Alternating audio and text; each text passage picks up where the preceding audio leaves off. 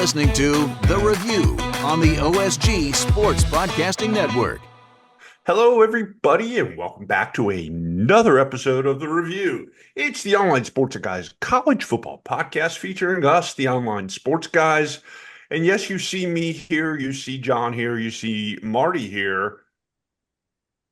You actually see J-Dub here after almost a year of talking about when he's going to come back and rejoin us on the show. Hey, look what happened. He showed up. I have to take the milk carton off the intro.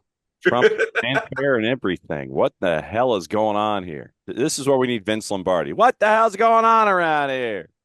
Truth be told, we thought we were getting him last week, but yes, that might have been a little bit of an accident there. You can't see me, and he can't see the text. Yeah, no. Exactly. But at least he's back, and it's good to see brother J-Dub. Thank you for joining us this week. We've got a lot of stuff to go through on what arguably was Cupcake Week, although a couple of the cupcakes came back to bite people. Excuse me? Hate watching. There's a lot of hate watching this week, and I'll go ahead and jump into it. Probably the biggest upset of the week, one that I doubt anybody really predicted, except for maybe a couple of people in the northern part of the state of Illinois. Northern Illinois beats Notre Dame 16-14 in South Bend on a game-winning field goal with 31 seconds to go. Anybody have that on their bingo card? No. I give them a lot of credit for overcoming the referees in that game. That spot was just absolutely ludicrous. And I just love the fact that a paycheck was handed to Northern Illinois for like $2 million to hey, come in and beat me. Yeah, 1.4. I'll take my 1.4 and a W. Yeah, and you walk into the payroll office there, and you just go, "Thank you." Yep. Can we schedule another one? Mm-hmm. You got dog walked by the Salukis. Well, but then with a situation like that, first, I mean, literally, if I am in the payroll office in DeKalb, Illinois, at 8:59 Monday morning, I am banging on the door of whatever bank we have that has our account to make sure that thing is absolutely cashed at 9 a.m. And like the second everything goes, you will trash it. You will cash this now. You know, one of those kinds of things. So to make sure that Notre Dame doesn't renege on the check. Guys, it was absolutely. I would have never thought Northern Illinois would hammer what's supposed to be a top 25 Division I team, but yet here we are. Let down. The Huskies had 388 total yards, 0 turnovers, had the ball for more than 10 minutes longer than Notre Dame did during the game. Basically, they physically dominated them. Oops. And you got to think about that. You know, the Salukis are up at halftime, and no inspirational Rudy speech at halftime to get them to come out and do anything because they only scored 7 points their whole second half. Mm-hmm. Rudy was offsides, by the way.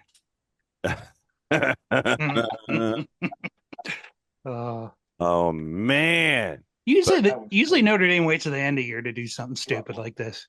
You know what is just? I got to give them credit for breaking form. Absolutely. I mean, at the end of the day, this may not be the end of their hopes to get into the college football playoff because of the 12-team playoff, but still.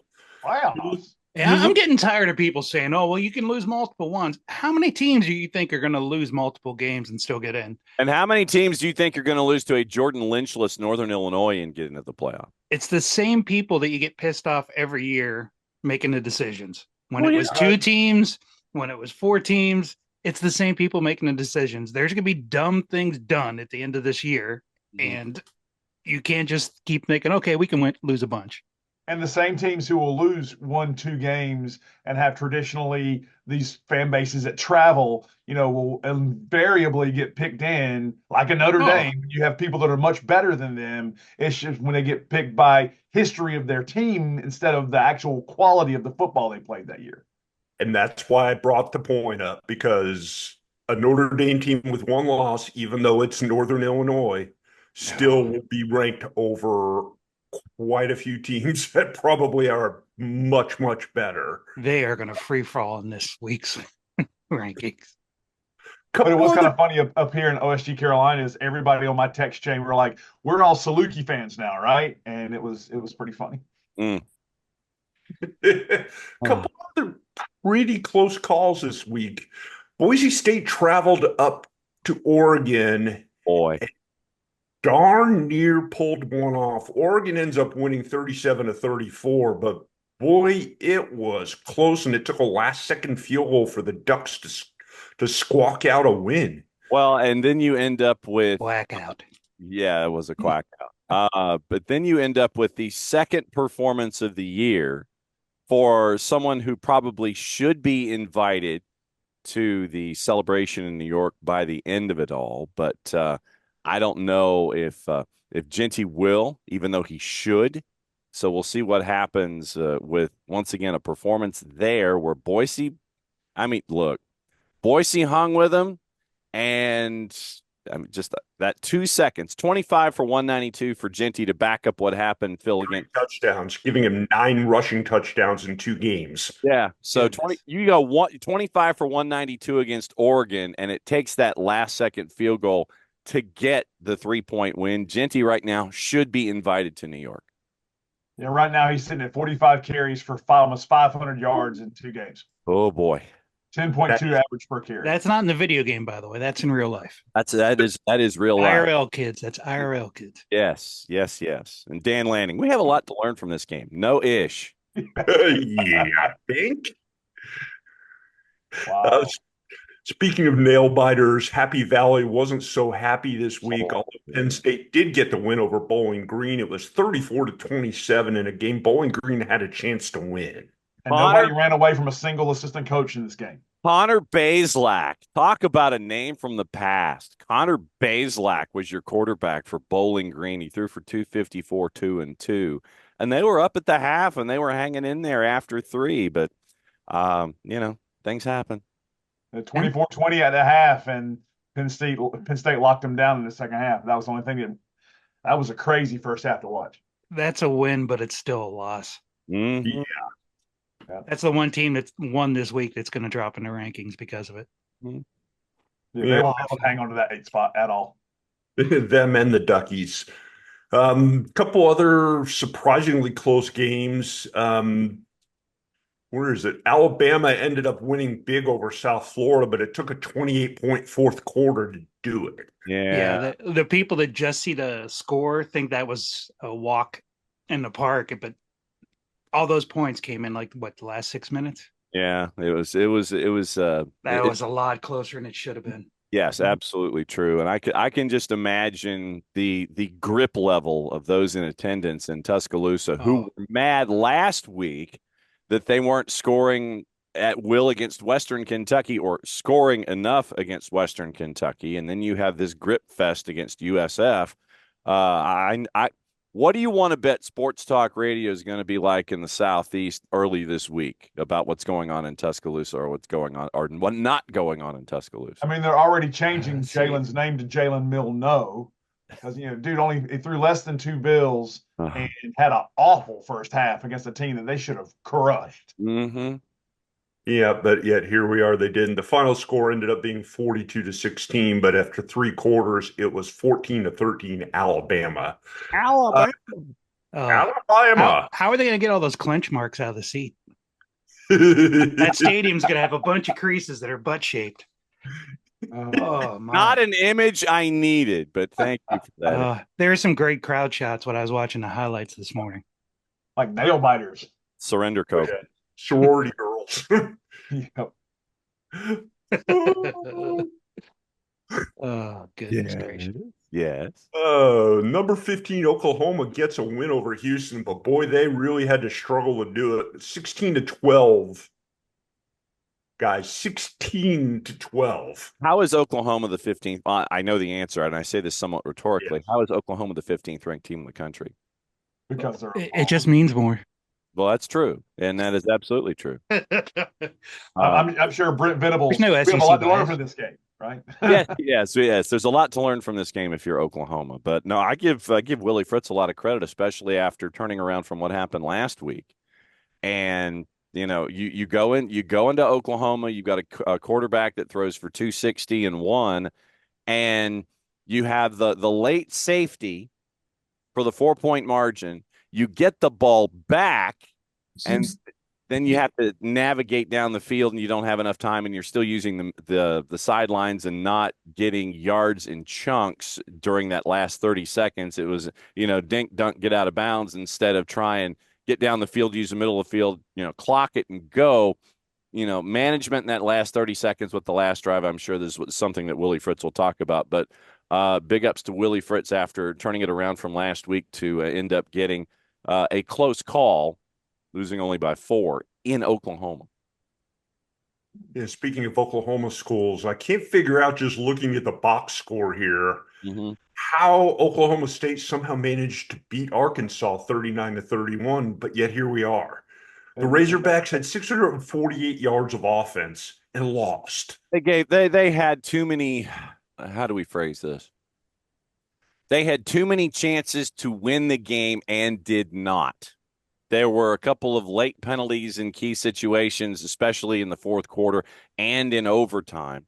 Then you end up with you're trying to convert in the second overtime. You had in the first overtime, Oklahoma State misses on a field goal attempt. And so you end up going into the second overtime. Second overtime, you run it up the middle on an attempted fourth down conversion to get a first and goal, and Oklahoma State had 17 guys between the tackles to make sure that your 4th and 3 was not going to be converted. So probably the only time that entire game that they stopped Arkansas. Yeah, and hey, that's all you need. You need the key moment to do it. But there were too many times where Arkansas had a chance to win the game and did not. And if you listen to Sam Pittman after the game, he knows that, and it's something obviously that they've got to look at.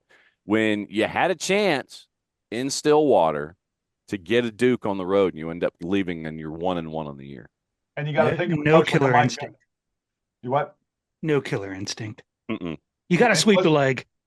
Yeah, and you got to think about a coach like Mike Gundy. Mike Gundy, if you don't put him away, if you keep giving him chances, a Gundy team is going to stick around. And I agree with you. I mean, that second overtime run. I mean, like, come on, that's just everybody and their mother knew what was coming.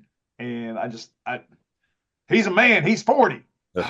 You beat me to it. Older than that. Yeah, I think Gundy outcoached Pittman late. Unreal. Sorry, Wilkie. Him not being on today just saved 30 minutes from the podcast, because this segment would have went long. Yes, it would, and he may end up talking about it in his recorded segment, but we'll deal with that when we get there. Yeah, and then you've got the late OPI called against Tulane in a 7-point game, where I don't know where that came from, but sure, all right, fine. You had a chance for football on a budget to go see this one at Yulman, and you had a chance late, but I don't know where that OPI came from with Tulane. K-State. From the same bookie that got that spot during the Notre Dame game. Yes. Yeah. So, I mean, Tulane had a 2010 lead. It was tied after 3, and then K-State escapes literally from New Orleans. Although you don't necessarily want to escape from New Orleans, but in this case, you escape from the stadium real estate with a 7-point win. Yeah, usually if you're escaping from New Orleans, you're doing it very quietly. Correct.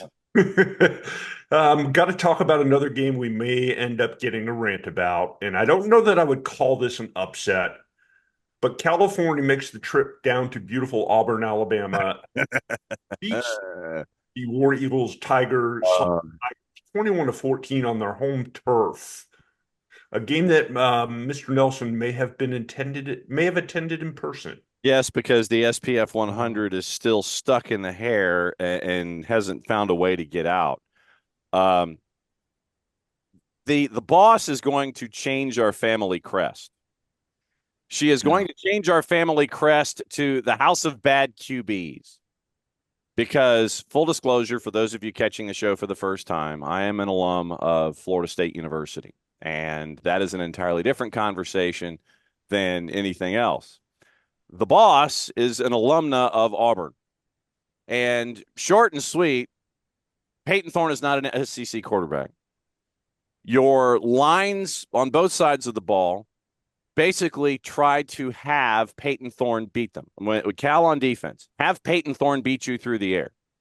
It sounds like. And so, yeah, I mean, it's just like Florida State. So make sure that the quarterback beats you. And Peyton Thorne right now cannot. Hugh Freeze after the game said he's going to have to look at the game tape and find out about the offensive line and all that kind of stuff. Yeah, whatever. I'll save you time. They're not good. No, they're not. No. And you look at Peyton Thorne, and after the game, and I think that we can apply this joke here as well. Raise your hand if you picked off Peyton Thorne on Saturday.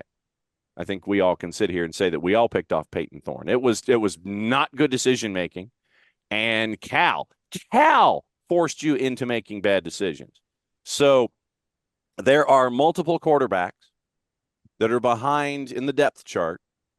I would raise my hand and sit here and say that the problem in this particular household can be solved by one high school. Benedictine in Savannah. Luke Kromenhoek, currently on the depth chart at Florida State. Holden Gerner, who for whatever reason has not been used in great regularity in Auburn. You apply those two quarterbacks to each of our situations here at the House of the Bad QB, and I think that you have better decision-making at the very least. But Peyton Thorne reinforced that he is not an SEC quarterback with the decisions he was making because, fine. I'm going to key on Jacquez Hunter in the running game. And Peyton Thorne makes bad decisions. Let me get the numbers really quickly here, just to reinforce the numbers of Peyton Thorne yesterday in the matchup against Cal.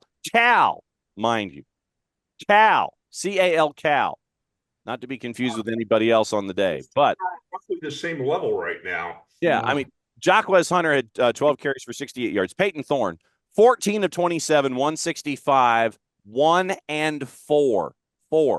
There are 4 of us here right now on the show. Each one of us could say that we picked off Peyton Thorne yesterday, and we would be correct. His QBR yesterday, whatever math is associated with a QBR, his QBR yesterday was 29. 29. Then the decimal point. Not like 290 that we've seen in other games with other quarterbacks. 29. So the game plan for any team going in to Auburn to play Auburn right now, same as Florida State, make the quarterback beat you. Cal made less mistakes than Auburn on the day, forced other mistakes, and we have this black cloud hanging over currently Office HD. And like I said, you consult Benedictine and Danny Britt. I think that's your solution. That's just me. Well then, He's not wrong in any of that. Nope.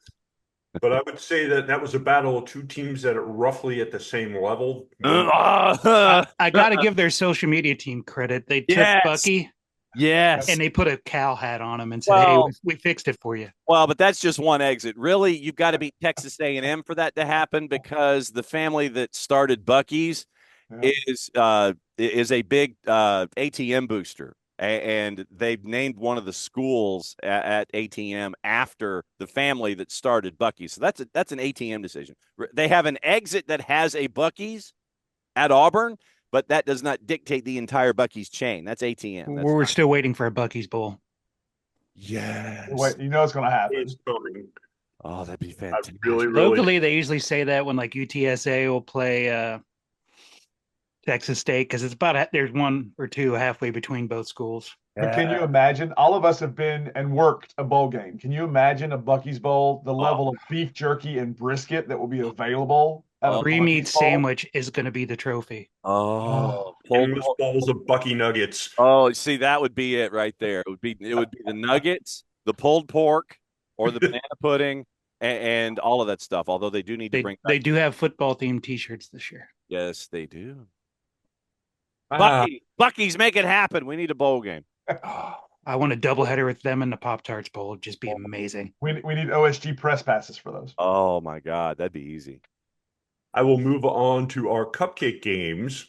Your number one team that going into this week, the Georgia Bulldogs, barely broke a sweat in beating Texas Tennessee Tech 48-3. Carson. That's how you do it. Oh, That is how you handle a game like this. You not the don't. other Tennessee. No. They Hey, Rocky Top, baby. Duke Ayamaliava, they did whatever they were going to do against NC State, and it wasn't that close. Same thing with Ohio State. They beat a directional Michigan school 56-0. That was. Did you watch any of that game? No. Oh Why? my God, that freshman. My God, a freshman. The Why the would you youngest watch kid. that? Who are Why you talking not? about, Marty? Oh my God. He's number 4 in your program, but number 1 in your heart. The kid was the number 1 recruit of all of last year. Waited till after about 6 hours after the signing period started, like to the point where Ryan Day in his press conference, Jeremiah Smith, when they told him the paperwork finally came through the fax machine, Dave physically just went at the podium. Oh my God, that kid's going to be a problem for everybody all year. He looks like an NFL player, and he's only 18 years old. How many millions out of that $20 million budget that the team had this year, what did he cost? Oh, I don't know. But, unlike the SEC, we started spending that this year, not 10 years ago. Well, in 2 games, Jeremiah's got 11 receptions, 211 yards, 3 touchdowns, and averaging 20 yards a catch. Yeah, and that's in about 6 quarters of actually playing. Much like Georgia's game with Tennessee Tech, Ohio State's game with Western Michigan really shouldn't count for a whole heck of a lot. Both teams played their starters for roughly a half. Yeah, pretty much. They kept the line a little longer for them to gel. They've got their top lineman sitting out, just precautionary, waiting for the real games to start. Why would you take the risk of getting anybody hurt in that game? Nope. Thank you. Plus, for me, it was a great chance to see our third string. Yep. Another Well, think about it. Those guys are that bubble, like second string, third string, fourth string. They got to compete for those spots. I mean, it's like a preseason NFL game for these guys. Yeah, and for the people that love the transfer portal, this is where you go shopping. Yeah. This guy doesn't start next year. He's going to he can come in and give you a nice upgrade. Yeah, see, and now that Marty's mentioned the portal really quickly, what we're seeing when folks portal, we're seeing the disenchanted portal. Yeah, well, you see the disenchanted portal, and then the school that receives the portaler understands why at the previous institution they wanted to portal in the first place, because they're not getting playing time. You think there might be a reason that you're not getting playing time, or you're performing poorly and want to portal, and then someone else is more than happy to take the portaler. Or you weren't highly recruited and you wanted to get paid. And then check out Colorado's line as a reference. Then you go to the school that accepts the portaler, and you understand why this individual, A, wanted to portal on their own, but B, didn't get the playing time and deserve the playing time at the previous institution in the first place. You're seeing this knockoff effect with portalers and the second schools that they go to, or third in the case of TJ Finley. You're seeing the knock-on effect of why it happened in the first place. Oh, if your work ethic stays the same when you portal, you're going to get the same results. Or if your ability stays the same. That's not nearly a blanket statement for everybody in the portal, because there are cases we talked about last week, like the Miami of Ohio kicker, who was the Lou Groza Award winner last year, who now suddenly found himself portaling to Alabama. Yeah. Oh yeah, that was Bagman all the way. Yeah, I mean, it is the extremes of the portal, but you see on the tail end of the portaling what the issues are, that folks think too highly of themselves in certain situations. They portal. You're going to have somebody sit there and go, "Ooh, there's value here," and then the value is exposed for what it is. J-Dub? Good. I was just saying, we're talking about transfers and portals and bad QBs. We brought it up a little bit, but I have to jump in here and mention this. Yeah. Since I'm up here in OSG Carolinas, and the Duke Mayos Classic was up here yesterday. Oh, that was so bad. And for the record, I will never, ever chug mayonnaise. Just say it. Get that out of the way. NC State's Grayson McCall, who we loved in the Fun Belt when he was at Coastal Carolina. Check. Looking at him yesterday, actually last week and this week, he's got a QBR of 37.6, just higher than Peyton Thorne. 3 touchdowns, 2 interceptions on the year, and there were 2 pick sixes in this game yesterday against Tennessee. Grayson McCall is not the answer in Raleigh. Dave Doran needs to consider. I know he's got a couple people behind Grayson McCall, but I don't know what it was transferring in from Coastal Carolina to NC State. He's not the second coming. I'm going to say he's like the 6th or 7th coming because yesterday he looked absolutely awful against Tennessee's 3rd and 4th string. Yeah. Just had to bring that up there. Oh, I mean, I'm thinking that Grayson probably should have maxed out after that fantastic year at Coastal instead of the 2 years since. Yep, agreed. Is NC State's offensive line as bad as they appeared? Absolutely. They're awful. They're awful on every. You mean you see how a player like a Peyton Wilson on defense, losing him and the other pro draft picks they had. This team is a ghost of what it used to be and has no business being in the top 25. None. And they won't be after this week. Dave Doran, the master of the contract negotiation. He needs to go chug some more beers after the game. Go ahead. As long as he wasn't chugging mayo. And remember, chicken salad and egg salad are both technically chicken salad. I just got that. That's from Glenn Danzig. Sorry, I didn't mean to hijack the conversation. I just had to bring it in. No, we're supposed to go off on tirades. Speaking of going off on things, got to talk about one of Marty's favorite schools, the Colorado Buffaloes. Now, this is our hate watching segment. Now 1-1 after getting manhandled by Nebraska. Matt Rule, Nebraska. Matt Rule has a long memory. You know, I have a memory of earlier this week when Dion said that, all the kids they brought in were so great that their offensive line was too deep. TOO or just 2? Yeah. I think it's TOO. Doo-doo deep. Oh, awful. Deep as an underwater. Oh, my God. That was until they start getting some team players there, like after Dion leaves next year is when both his kids get drafted, they're not going to go anywhere. Like when your quarterback is hiding in the locker room while everybody else is out there playing, that's not a good look. That's not a way to get your lineman to try harder for you. That's just making you look selfish. I'm glad you brought that up, Marty, because I was thinking as a player, if I'm out there, we're getting railroaded and my quarterback gets benched and leaves, and I'm the offensive lineman, I'm letting hey, I'm giving you the express lane next week to crunch the guy. Yeah, Olay. I'm not going to block for a guy like that. Nope. Even if it is my coach's son. Mm-mm. That was such a horrible look for Shedeur. And if I'm an NFL scout, I'm going to remember that. Yeah, I think reality may be setting in there in beautiful Boulder. That No. They're still selling cars. Yes. No. The reality is not setting in Boulder. Maybe for folks outside the program, but not inside the program. Yeah, Dion's press conference saying, well, we held them scoreless in the second half. Yeah, dude, they're running clock. That's true. That is true. I mean, that is true that they did hold them scoreless in the second half. So they got that going for them, which is nice. That is. And the thing is, I am not a Matt Rule fan after he destroyed the NFL team up in my neck of the woods. And watching him just completely just waylay another guy who's couldn't happen to a nicer guy on the sidelines. I was like, you know what? I might be a Matt Rule fan today. College Matt Rule. Yeah. The nation cheers for whoever plays against Colorado. And I have maintained that Rule, while a terrible NFL coach, is a good college football coach with a track record of some success. And he will have some success in Nebraska. Are we going to say Nebraska is back like we said Texas is back for a decade? Probably not. Unless they go back to the Big 12. But they will at least be respectable.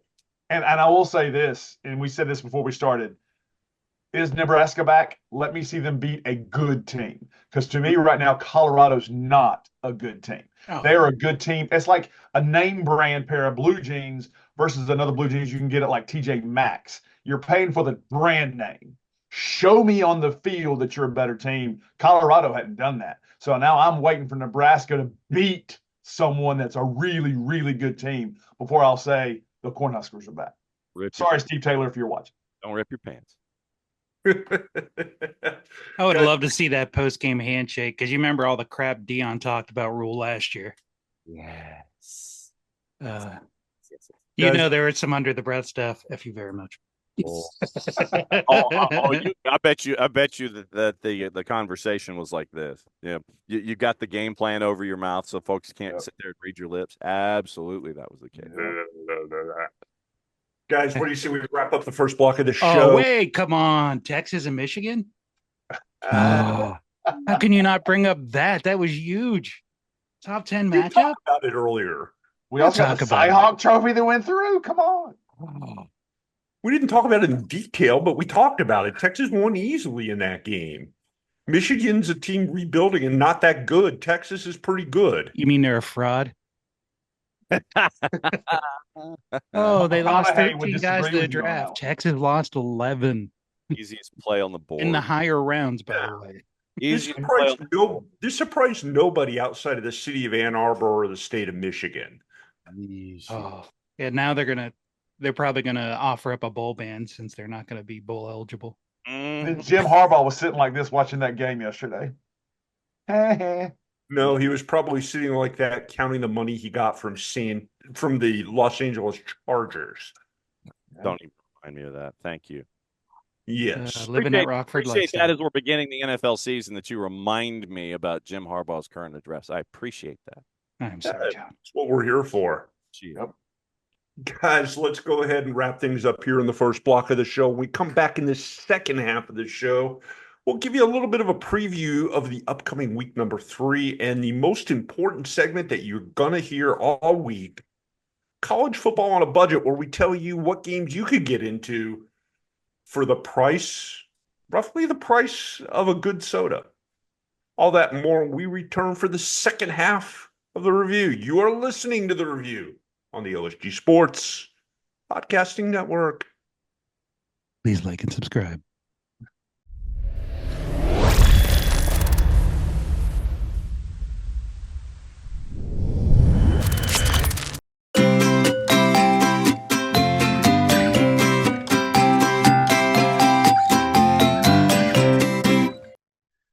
Over here in the OSG Sports side of things, we talk football. Football. College football version here with the College Football Review every single week. But for those of you that like not just football with 2 O's, but football with a U, Futbol, there's the Soccer Down Here Network.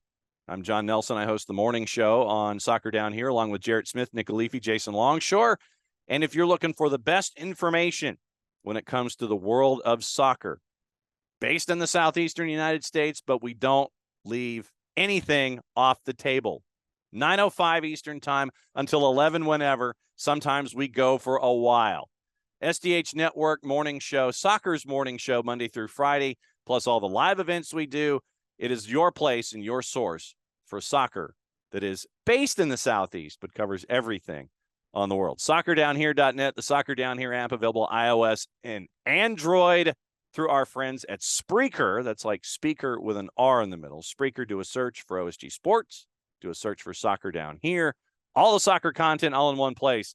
It is the SDH Network and Soccer Down Here.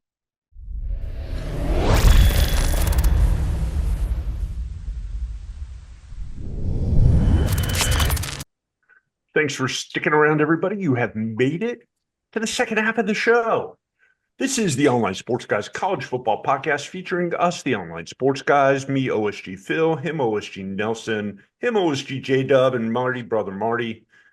We are here to talk college football. The first half of the show, we talk about the week that was, and the second half, we talk about the week that is upcoming. Week that is, if you will.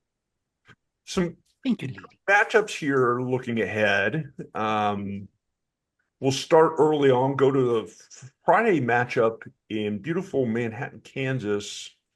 Arizona travels to Manhattan to take on Kansas State. Kansas State struggled this week, to say the least. We're not talking about Northwestern State and South Alabama as a part of your broadcast Thursday? We are not. You start with K-State here? Are you UNLV and J-Dubs Kansas? I mean, come on, man. You skipped right to Is it- K-State, Arizona. Is this one of the under $10 games? No. No. Northwestern State in South Alabama is, by the way. It's $9 at Hancock Whitney in Mobile, Alabama. We're not in college football on a budget yet, John. Slow down. Damn it. We're talking about games, Jeez. feature games that look like they could be interesting and important. Yeah. That game could be interesting. Not necessarily important. Yeah, I didn't say that. You open that door, brother, especially with with that one. As I'm staring at the 2x2, talking not about his one of his institutions of higher learning. One of them. One of several. Yeah. Hey, I get around. Kansas State's a 7.5-point favorite. I don't know if they get there. I like Arizona in this game. I think that you're talking about a better team right now. I'll cede to Florida Woody because I don't care about this game at all. Okay, fair enough. Nothing good happens in Manhattan, so I could care less. Here's an interesting matchup for you. Who cares? The 12 o'clock kickoff on Big FOX. Alabama travels to Camp Randall Stadium in Madison to take on Wisconsin. Trap game. Alabama's a 9.5. I don't know if it gets there. I'm Fighting curious Fickles. when the last time these two teams played was. Let's check. So That's got to. Oh, filibusters. goodness. Alabama. Was it in color and black and white? I'm guessing black and white. It would have had to have been black and white if it was on TV at all. Checking the Google machine. Alabama, Wisconsin head-to-head college football. Let's see the series. Let's see if it gives it to us. All right. So clicking on things. September 5th, 2015. Yep. Really? Huh. Wisconsin at Alabama. 35-17. Alabama wins over Wisconsin. So, and then before that, it was November 3rd of 1928 in Madison, Wisconsin, where the Wisconsin Badgers won that one 15-0. That was an awesome radio game. So you have a series that is tied at 1, and in 2015, by the way, in that game that happened, Derrick Henry rushed for 147 yards with 3 touchdowns. And number 3, Alabama, ran away with a 35-17 victory over number 20, Wisconsin, in the season opener for both teams on Saturday night. It was played at Jerry World, by the way. Clearly, Jake Coker got the starting nod at quarterback for the Crimson Tide, 15-21 for 213 and a score. In former offensive coordinator Paul Christ's first game as Badgers head coach, they were held to 40 yards rushing. Joel Stave in his 29th start at Wisconsin. I feel like I should do this as like Joel Stave in his 29th start as Wisconsin's quarterback. Was You need a bow tie. Yeah, really. With a sound of a typewriter in the background. Yes, Joel Stave. Bow tie and fedora. 39, 228, and 2 touchdowns with a pick. But yeah, Wisconsin lost to Alabama 35-17 the last 2 times these 2 teams played, September 2015. I might have actually been there.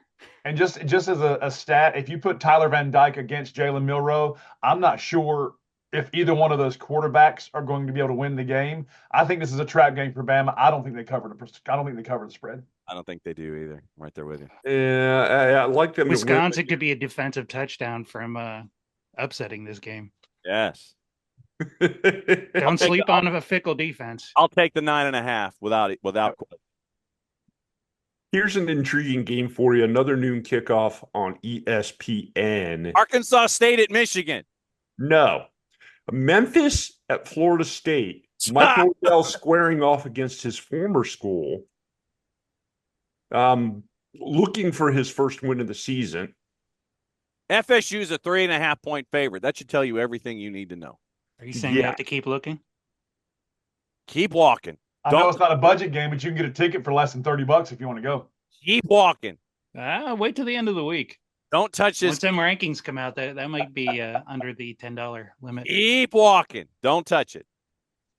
Okay, moving down the list of games here. How about Oregon at Oregon State? Ooh. It's in Corvallis, isn't it? Yes, Yeah. it is. Oregon's a 14.5. I got to go with Oregon State here. Yeah. Yeah, Oregon's looking vulnerable. Yeah. Oregon for the win. Cover is a different story. Now, is this going to be on the CW or is this going to be on? FOX. It's on Big FOX. It's the back end. on FOX. Uh-huh. Back Glad end. they kept that game together. Yeah. They have Oregon as a 14.5-point favorite. Not a chance. Oh, that's Nope. gonna. No, that line's gonna move. Yep. Not Nope. a chance. Nope. Oh, Stranger things have happened. Usually does. I'm watching that game.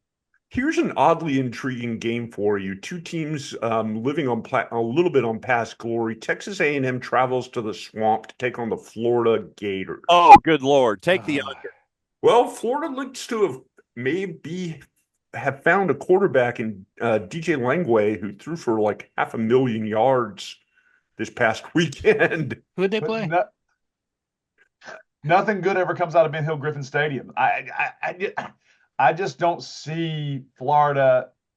I mean, I think Texas A&M covers the spread, and I think they win.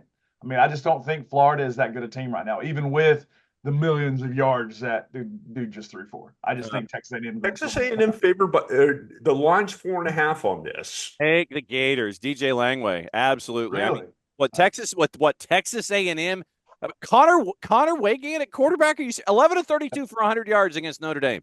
That should tell you everything you need to know about Texas A&M offensively. Don't let the quarterback touch the ball. And in football, that's a bad thing. But at the same time, can Florida beat a team that's – I mean, Texas A&M, I think, is a balanced team. I just don't think Florida comes out of this game with a win. It's for me, it's the battle of two teams that don't have anything. And so I'm going home team and 4.5 point favorite for the road team on this one. Take the home dog. Go. I agree with John. Like nobody knows how good A&M is yet. They lost a close game to a team that lost to a MAC school. And Langway. What are they yet?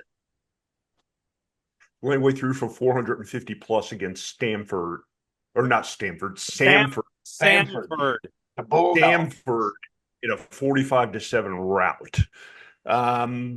Gosh, there's not really a whole lot of other intriguing games on the board here. Prairie View and Michigan State. We got the Apple Cup this weekend, too. That's true. That's on Peacock. Washington's a 5 and 53.5. I'll take Washington in that one. All these early rivalry games out there. The Pac getting their games out of the way. Oh, because the Tupac is – you got to do something if you're trying to do rivalry games in the Pacific Northwest, because the Tupac is the only thing hanging on to it all. So you've got to figure it out a schedule. Yeah, and then we got Utah and Utah State. Ooh. At 4:30 on the CBS Sports Network up in Logan, Utah. Yeah, Cam Rising should have a field day in that one. Cam Rising. How's his hand? That was a very weird injury to have a Gatorade tub fall on you. Yeah. Cam Rising, he specializes in weird injuries. If it was Gatorade Zero, then I think it'd be okay. That's how he's playing his 9th year. There's one game I want to bring up to the group just because I think it's interesting to me. May not be interesting to anybody else. North Carolina, Central North Carolina? South Carolina and LSU. After Beamer Ball dismantled Kentucky, is this even a game, or is LSU going to run away from this? I don't think they run away with it. I mean, because Brian Kelly being Brian Kelly, look, you got pitchforks and tiki torches already. He loves him some letdown games. Oh yeah. You should I think we should probably be calling him Angry Brian Kelly, because he apparently went off on a kicker this week. It's like the kick at the end of the first half was blocked, and so he decides to yell at the kicker. What in the ever-loving blue Mike Tiger hell was that? Yell at the line, don't yell at the kicker. I gotta give the Sickos Committee, who a fun follow on Twitter. They made a Kelly chart of little faces of his about how angry he is. Yes. Oh, it was amazing. Lovely. Give him a table to hit. Yeah, the question being, when he's angry, does he start cursing with a Southern accent, or does he keep his regular accent? He's Depends mad where they're playing. He's mad at his family. Oh. Ay. What program is he going to ruin next? Don't encourage. And we also have Colorado State this week. Ooh. Oh, Gotten that far down. put that on your hate watch menu. Tickets are over $200 a piece. What? That's a big deal up there in northern Colorado. Ooh, Colorado State. Take the over. Take the over. Avoid the selections. Take the total and go over. Colorado 7.5. I'm sure that they'll probably find a way, but take the total and go over. Over on the total. All these in-state rivalry games. It's Colorado kind of State's salty got to for be week smelling 3. all that blood in the water. Yep. Dare we say another game that could cause some major verklempt in the Nelson household? New Mexico travels to the Plains to take on Auburn. Let's see. I mean, the boss, because of her travel schedule, because this is her recruiting time, is debating whether or not to actually attend said game. And so I think this would probably end a home streak of hers. Get in price at $35. Why? Yeah, it will be interesting to see who the starting quarterback is for Auburn in this one. New Mexico, I mean, legitimately, with New Mexico, the Lobos, by the way, if you listened to the X, week 1, you got to hear the play-by-play voice of Montana State Bobcat football. The reason for that is Montana State beat New Mexico 35-31. And then they lose to Arizona 61-39. So you tell me, I mean, New Mexico might be, putting some offense on the board, but I want to know who the starting quarterback is going to be for Auburn. And no. This is a who sucks less game? I would think so. Right now, at this particular point of the schedule, I would say yes. Because if you think about it, McMillan put 304 up against the Lobos last week. So yes. So there are plenty other games to enjoy, but the boss is debating because of her travel schedule to make said trek to this game. wow. I'll have that on my YouTube TV quad box. That for a laugh track? I gotta say that's if you don't have that, you might want to check it out. Oh, a laugh track? No, the quad box. The quad box. You can Quad pick box your is own nice. 4, and then you could just move the box around and listen to whichever one you want. Then you can also throw the stats up in the corner of that. It's awesome. Intriguing. It's life changing. Yes. What do you think about Notre Dame Purdue? It's a get right game from Notre Dame. I think that Notre Dame takes out some frustration. In West Lafayette, you think? Yeah, I mean, West Lafayette's a little tricky as an environment. Ross Ade, I just like saying Ross Ade, and having a rather large bass drum, which might cause some problems for Notre Dame. But it's probably going to end up being a get right game. But if it's not, then we'll come back here in a week and I'll laugh. Yes, laugh heartily. Speaking of laughing heartily, guys, it's time for everybody's favorite segment. I feel like we need a game show intro here, So College football on a budget. yes, it's where we talk about games you can get into for a very low price and probably enjoy. Well, maybe not enjoy, but at least say you got to go to a college football game. And we'll start off. I'll buy that for $1. For the first game of the college, one of the first games for the college football upcoming week number 3.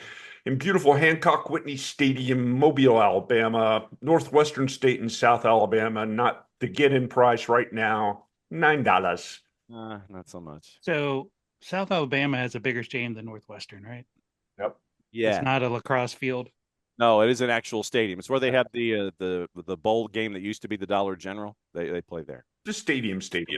Yeah, it's a stadium. I'll take that one. Okay. Since it's your only chance to see Northwestern in an actual college stadium this year. Oh no, wrong Northwestern. Oh, this is Northwestern State of Louisiana. Who Yeah. probably also has more seats than Northwestern's Probably. current stadium. I think you're probably Sorry, right. I have to take the chance to make fun of Northwestern. Okay. There you go. Okay. They should play there they should play there all the time because it's a gorgeous look. It really is. Yeah. But no, we're going to build an $800 million facility. No. And unless you're in a real conference that actually has teams that have people that travel and want to go to a game. No. You just have to write that one off. Your contender for lowest price game of the week.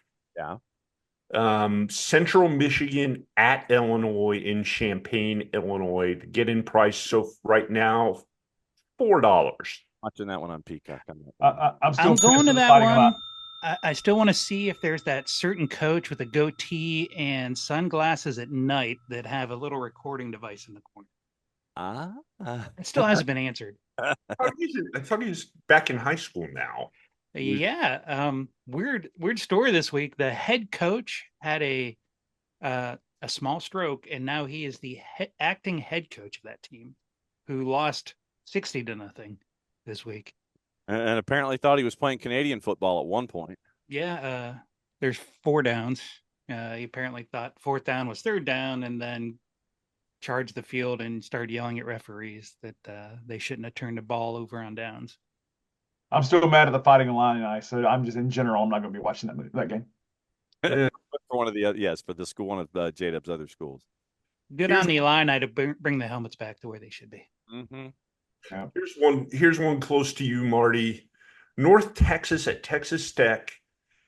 The game being played at at Jones AT&T Stadium in Lubbock, Texas. Your get-in price for that $12, but it means you have to go to Lubbock. Oh, okay. So I see what you did there. You jumped the $9. You jumped the $9 grid. Okay. Yep. Let's see. Nah. I'm gonna say no. Watch it on FS1. I don't think. Yeah, the price point isn't worth going to Lubbock. No, that's not. No, yeah, because as we said, it means you have to go to Lubbock. Yes, that's true. Here's a good one for you guys, and one close to home for a couple of us. VMI at Georgia Tech at Bobby Dodd Stadium in Atlanta. Your get-in price right now, $8. No, and I'm not going to Ball State in Miami at Hard Rock for 10 either. I'll buy it for 4, but I won't buy it for. Well, the thing is, you get to save money and go to the varsity after the game. Yeah. Or just watch the game from the varsity. I just skip and go to the varsity. Yes, there's a lot of people that do. Yes. Fun fact: I never won in Bobby Dodd Stadium. Just saying. Kansas, North I Carolina. mean, when I was playing for Wake. What else we got? I haven't bought much. I got all this money in my pocket. Got to stretch things here a little bit because there aren't a lot of games under $10 so far. Oh, here's one for you. Oh. Toledo travels to beautiful Stark Vegas to take on Mississippi State. Your get-in price for that one right now, $4. Davis Wade? Ding, Really? ding, Yep. I'm on that. ding. Or Wow, I would go to. John and I are Davis Wade. going there. We're buying extra seats to have leg Clang- room. clanger, clanger, clanger instead of a ding ding. I would go to Stark Vegas for $4.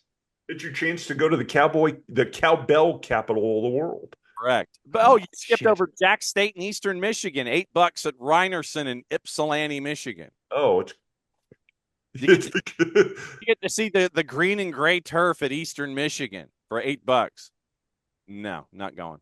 And I was looking at the Duke UConn game. Tickets are $13 to get into the Duke game. What is that? that's expensive compared to some of these. I know. I bet you that hits 8 by the end of the week. Yeah, really. Yeah, it's still early, J-Dub.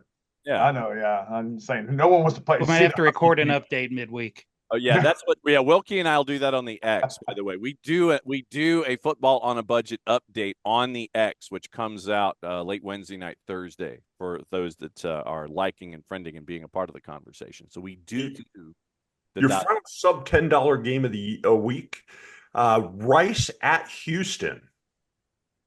Your get-in price for TDECU Stadium, $8.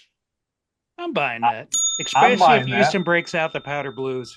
Yeah, I could see. I'm buying Just that. to Just, put that shiny finger up to the NFL for telling them they shouldn't wear them. I mean, I like the Owls. I think Rice is a sneaky good team. So I think I would pay $8 to go see that game. Yeah.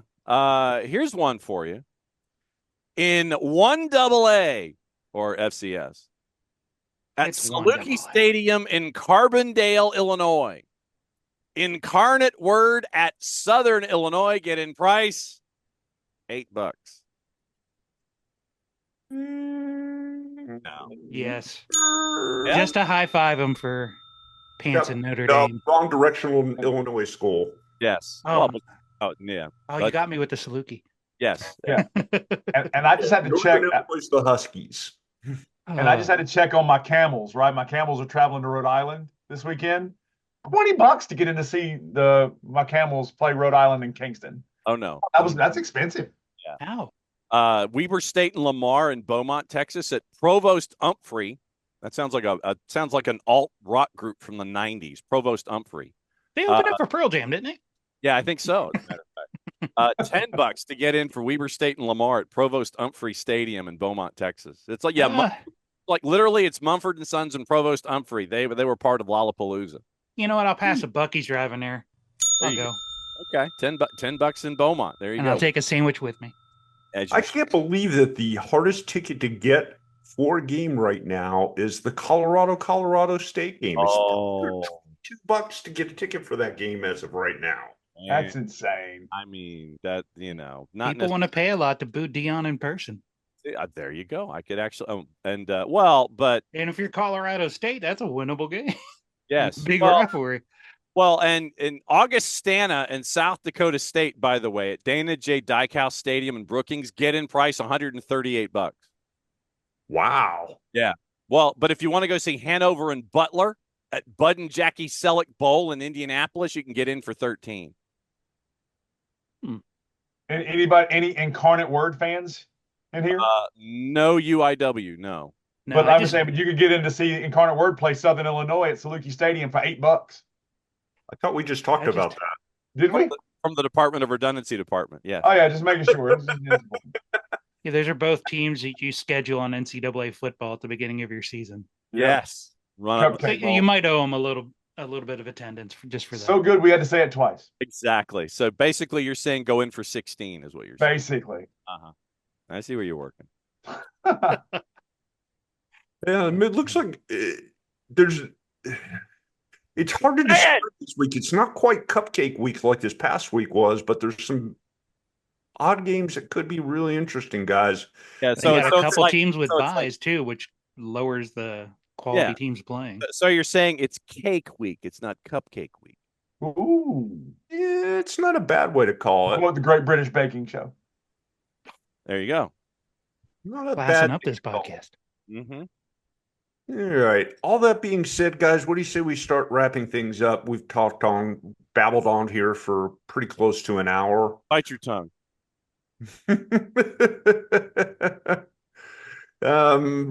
Really not a whole lot of newsy news to go on other No coaches being fired yet, but give it time. Well, There's some you know things that what? are on fuego. I saw an interesting thing this week with Michigan, just to kick them again. Their coach's contract isn't signed by the university. That is true. That is Yeah, this absolutely is true. Yeah. that is true.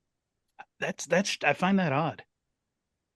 That is an exit clause if ever there was one. I didn't sign a contract. I'm out.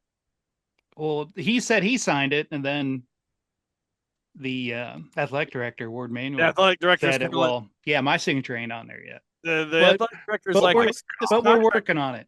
see this contract over here. It's just that, and there's a signature, but mine's not. But then there's another piece of paper over here that's got my Yeah, signature. that on piece of paper is from the NCAA. We're waiting to see what that says before we sign this one. it. Exactly. guys. I want to throw this out here just before we wrap up because I can't believe I'm not even sure I could pronounce this right. Sure. We have a new member of the all-name team Yeah. Is in he college football. He's a Is he- running back for the Washington State Cougars. Is he a numeral? Did Jovensky Schlembaker. Hang on. All right. So Washington State. Seriously. Mm, it's not as Washington- good as General Booty. Yeah. I'd like a specific booty, actually. But would you like to be the sports anchor having to read that? Or the PA announcer. See, yeah. Hey, dude, go to Jovensky Hawaii game and tell me about Schlembaker. pronunciation guides. Hang on. So he's a Washington State running back? Yes. Oh, and he scored a touchdown. Oh, Javinsky Schlenbaker. Okay. 11 carries, 27 yards against Texas Tech in their win. Okay. But it's the thing is, it's tricky because the D and the J are right next to each other in the first name. DJOUVENSKY. Juvensky Schlenbaker. So he basically got 1 yard per letter in his name. Correct. 3, 6, 10, 13, 16, 19, 21. Close. Yeah, he's averaged a little over a yard a letter. That is correct. 21 letters. I identify with the pronunciation of his name. Yes, yeah. You got the double consonant at the with the last name. Juvetsky has the double consonant up front. I might have to put in my lower third just to yes, the people. Yes. So 21 letters, 27 yards. And that sums up the week in a nutshell. Guys, it's time to wrap things up. Rushing touchdown. For those of you taking a listen, please listen in or watch midweek. We've got our week both. We need the numbers. Yeah, really? We got our midweek podcast, The X. John and Brother Wilkie talking all things updating college football news and notes and nuggets. Some good interviews. And great interviews. Chasing after the 5 programs that are new to college football this year. We catch up with another one this week on the X. Very cool. Nice. Yep. So for Brother J-Dub making a rare but prolific appearance. Profitable. Yes. Yeah. Meal carton this week. Brother John, Brother Marty, I am Brother Phil. We are the OSG Sports College Football Team. Thanks for tuning in, everybody. We will see you again next week. Please like and subscribe.